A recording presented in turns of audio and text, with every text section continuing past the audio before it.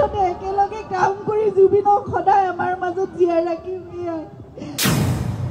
মই প্ৰতিশ্ৰুতি দিছোঁ, মই সংকল্পবদ্ধ হৈছোঁ, আপোনালোকে মোক মাত্ৰ আশীৰ্বাদ দিব আৰু আমাৰ সকলোৰে আত্মাত জুবিন জীয়াই থাকিব। এতিয়া সকলোলৈকে মোৰ হিয়া ভৰা নমস্কাৰ আৰু কৃতজ্ঞতা জ্ঞাপন কৰিছোঁ। অসমৰ বিভিন্ন স্থানৰ পৰা আহি আপোনালোক আজি একত্ৰিত হৈছে।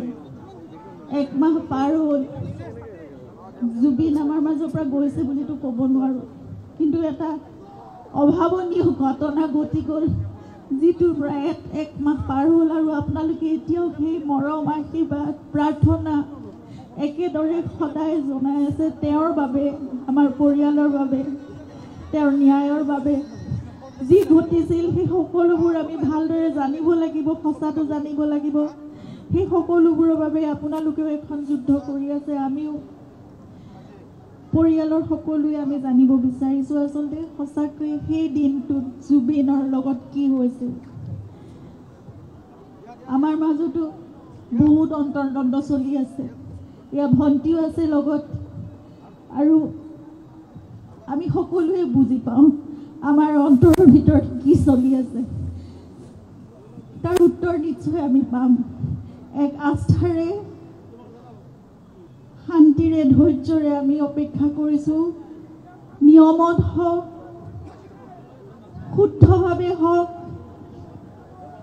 পানী নসৰকাকৈ যি বিচাৰ হ'ব লাগে সেয়া বিচাৰ হওক, কিন্তু তাৰ লগে লগে আমি জুবিনকো অমৰত্বত আমিয়ে দিব লাগিব।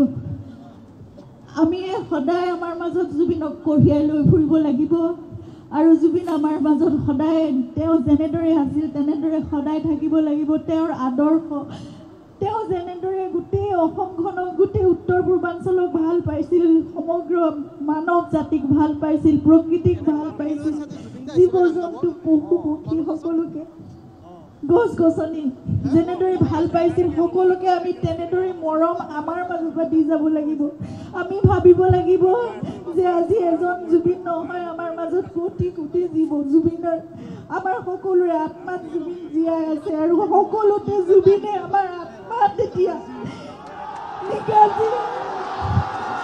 নিগাজিকৈ এক স্থান গ্ৰহণ কৰিছে। এখন ঘৰ পাতি বহিছে, আমাৰ সকলোৰে আত্মাত জুবিন জীয়াই থাকিব এতিয়া। গতিকে গোটেই বিশ্বজুৰি জুবিনক ভাল পোৱা সকলোৰে মাজত, কোটি কোটি লোকৰ মাজত জুবিন জীয়াই থাকিব এতিয়া। গতিকে আমি জুবিনৰ প্ৰতিটো কাম আমি তেনেদৰে আগবঢ়াই নিম। আমি সংকল্পবদ্ধ হ'ব লাগিব। আৰু মই ভাবিছোঁ যে জুবিনৰ জন্মদিন আহি আছে, অহা নৱেম্বৰ মাহৰ 18 তাৰিখে 53 বছৰ সম্পূৰ্ণ কৰিলেহেঁতেন তেওঁ, কিন্তু এতিয়াও চলি যাব তেনেদৰে, সদায় থাকিব। আমি দৃঢ় প্ৰতিজ্ঞ, মই দৃঢ় প্ৰতিজ্ঞ, আমাৰ পৰিয়ালটো, আপোনালোক সকলো, আমি একেলগে জুবিনক সদায় আমাৰ মাজত জীয়াই ৰাখিম। আৰু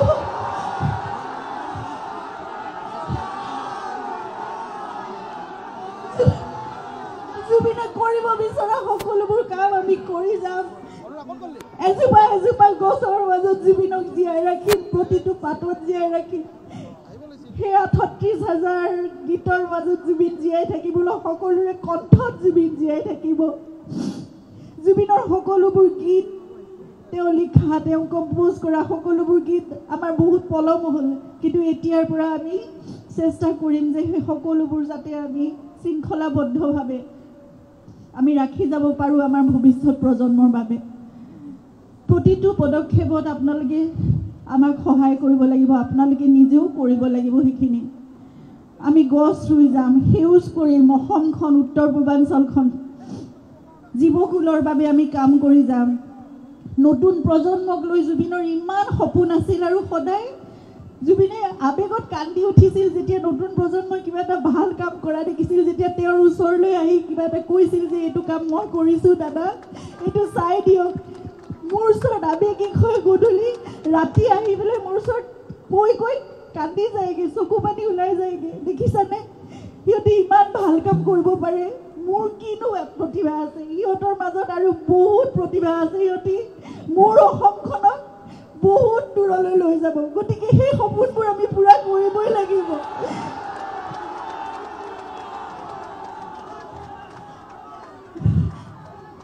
সকলোৰে আশীৰ্বাদ সকলোৰে মৰম সকলোৰে আবেগ ইমান জড়িত হৈ আছে জুবিনৰ লগত গতিকে নিশ্চয় আমি সেইখিনি কাম কৰিব পাৰিম নতুন প্ৰজন্মৰ জুবিনৰ সপোনবোৰক কঢ়িয়াই দিব মোৰ বিশ্বাস আছে মোক মাত্ৰ আপোনালোকৰ পৰিয়ালৰ এগৰাকী বুলি ভাবিব আপোনালোকৰ জীয়ৰী আপোনালোকৰ বোৱাৰী আপোনালোকৰ ভগ্নী যি বুলি ভাবে বন্ধু বান্ধৱী যি বুলি ভাবে মোক মাত্ৰ আপোনালোকৰ পৰামৰ্শ লাগিব উপদেশ লাগিব আগবাঢ়ি যাবলৈ মোক সেইখিনি সহায় সহযোগিতা সদায় লাগিব মোক আশীৰ্বাদ কৰিব আমি একেলগে জুবিনৰ সকলো সপোন আমি আগবঢ়াই লৈ যাম